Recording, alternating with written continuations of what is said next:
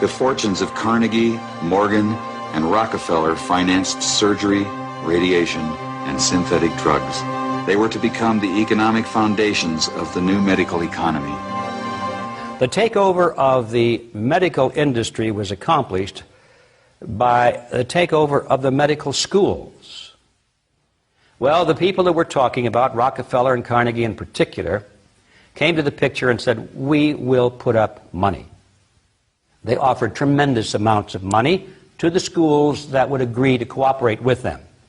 The donors said to the schools, we're giving you all this money. Now, would it be too much to ask if we could put some of our people on your board of directors to see that our money is being spent wisely? Almost overnight, all of the major universities received large grants from these sources and also accepted 1, 2, or 3 of these people that I mentioned on their board of directors, and the schools literally were taken over by the financial interests that put up the money. Now, what happened as a result of that is that the schools did receive an infusion of money. They were able to build new buildings. They were able to add expensive equipment to their laboratories. They were able to hire top-notch teachers. But at the same time as doing that, they skewed the whole thing in the direction of pharmaceutical drugs. That was the efficiency in philanthropy. The doctors from that point forward in history would be taught pharmaceutical drugs. All of the great teaching institutions in America were captured by the pharmaceutical interests in this fashion. And it's amazing how little money it really took to do it. Surgery became viable with anesthesia and infection control, and doctors advocated expensive, radical operations. These in turn produced the need for a large, lucrative hospital system.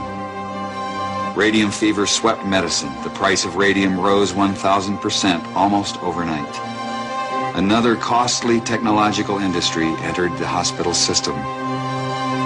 A drug industry grew out of the booming patent medicine business. The doctors changed educational standards and licensing regulations to exclude the empirics. Soon, only AMA-approved doctors could legally practice medicine. In a brief 20 years, the AMA came to dominate medical practice. Organized Medicine launched a media campaign to associate the empirics with quacks. The code word for competition was quackery. So now, the average doctor goes through school. He gets a great education.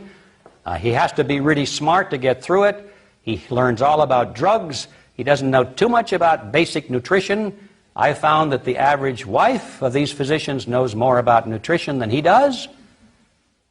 But they sure know their drugs. And if you go to your typical doctor today, I don't care what it is, chances are you're going to walk out of there with a prescription. Why? Because that's what he has been trained to do.